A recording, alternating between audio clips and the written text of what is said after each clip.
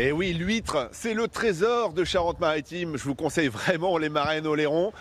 Et on est toujours à Saint-Palais-sur-Mer, pas très loin de Royan. Et puis, aujourd'hui avec Anne, on vous emmène en voyage. Un voyage dans les terres, dans l'arrière-pays. On va prendre un train ensemble, vous allez monter avec nous, un train un peu spécial. Et puis on va aller à la rencontre des ostréiculteurs. Ils sont très nombreux installés dans les marais le long de la Seudre. Ils proposent tous des dégustations. Et puis je vous ferai découvrir une autre spécialité locale, une éclade de moules. C'était une grande première pour Anne Barrier derrière sa caméra et je vous assure qu'elle n'a pas été déçue. Cela ressemble à un voyage dans le temps.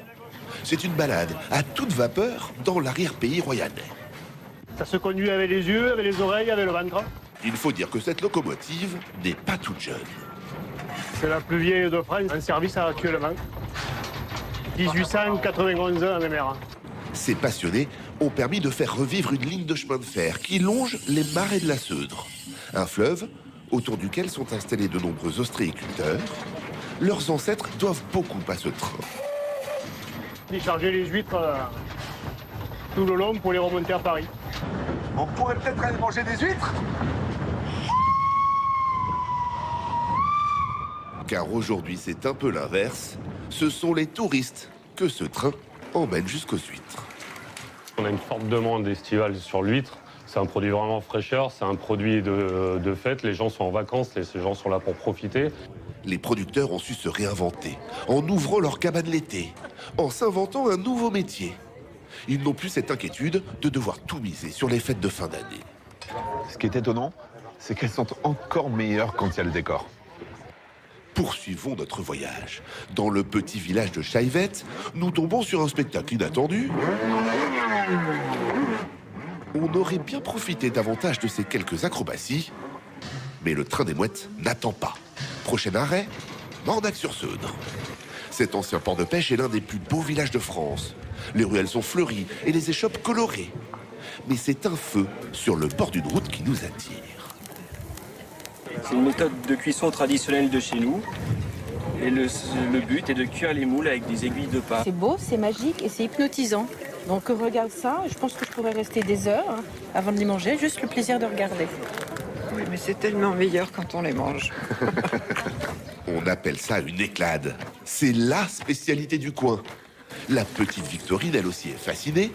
Le problème, c'est qu'elle n'aime pas les moules. Tu vas goûter ? Oui, Et tu me diras ce que t'en penses ? oui. À quoi donc ça sert, Anna? On pourrait croire à un jeu d'adresse ou de patience. L'éclade est un art qui se joue d'abord en coulisses. Elle tient cette cabane avec son frère et la doit à son grand-père pêcheur. Nous, on a toujours connu ça. Tous les soirs, il y avait une éclade à la maison. Et puis un jour, eh bien, nous, ça fait 23 ans maintenant, on s'est dit, on va faire la même chose que papy. Un grand plateau au milieu de la table pour une recette conviviale. Elles ont goût de fumée. Un bon goût de fumée, c'est différent de la marinière. Même la petite Victorine est convaincue. Alors il y a juste un petit problème avec l'éclade. C'est ça. Le temps de se laver les mains et de laisser le soleil se coucher, nous filons chez Philippe. Ces dégustations sont terminées. Passe la journée. La crevette sort que la nuit. Voilà. Le jour, elle reste tapie au fond de la claire. Et ensuite, dès que la nuit va arriver, là, elle va commencer à sortir pour aller se nourrir. Ce soir, pour relever ses filets, il a une assistante. Ça cicotte. Elle est vivante, hein. Sa fille Zoé l'accompagne. C'est le tout début de la saison des gambas. Je vais les trier pour récupérer les belles et les plus petites, je vais les remettre. Hop.